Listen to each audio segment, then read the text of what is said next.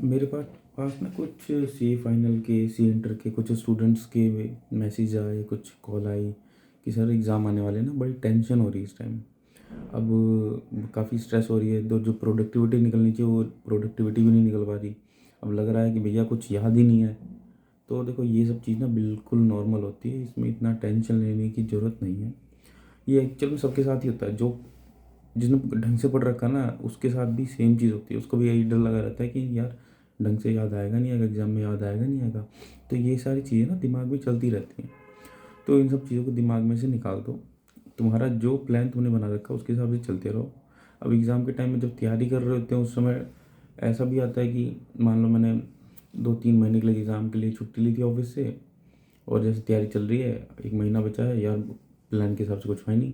कुछ तो हुआ ना, देखो तुमने 100 का टारगेट बनाया, 80% अचीव हुआ, तो काफ़ी हद तक होता ही होता है। तुम इतना अपने को जितना तुम डीमोटिवेट करोगे तो उतना तुम्हारे लिए ही नुकसान है। तो बेहतर होगा जो तुम कर रहे हो बिल्कुल बिंदास होकर करते जाओ। कॉन्फिडेंस के साथ करो जो भी करो।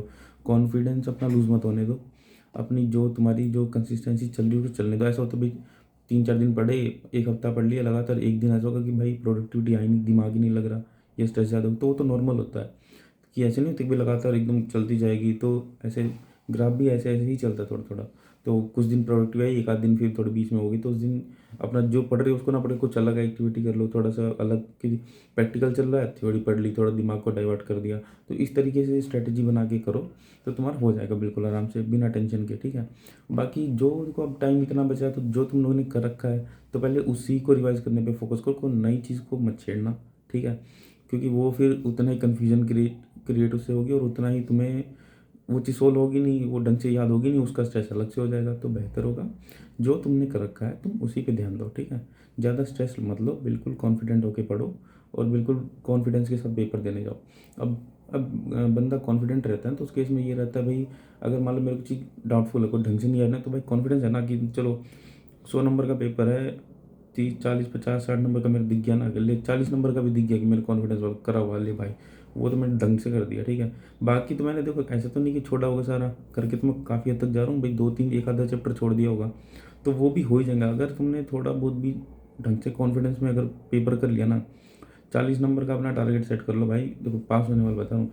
40 नंबर का सेट कर लो, जो देखते ही हाँ भाई 40 नंबर का तो मेरे को ये है, बिल्कुल बेस्ट आता ही आता है। और आ जाए वो तो और बढ़िया है कि भाई मेरा 50-60 50 नंबर का भी आता है, देखा देखा आ गया मेरा, सेम टू सेम क्वेश्चन आ गया, ले छाप दिया, दे देना देना। उसके बाद भाई जब इतना कॉन्फिडेंस आ जाएगा ना, तो उसके बाद बाकी जो क्वेश्चन नहीं भी आते हैं ना वो भी तुम कर ही दोगे, क्योंकि पढ़ तो रखा ही है, वो दिमाग में कहीं ना कहीं सेट होता ही होता है।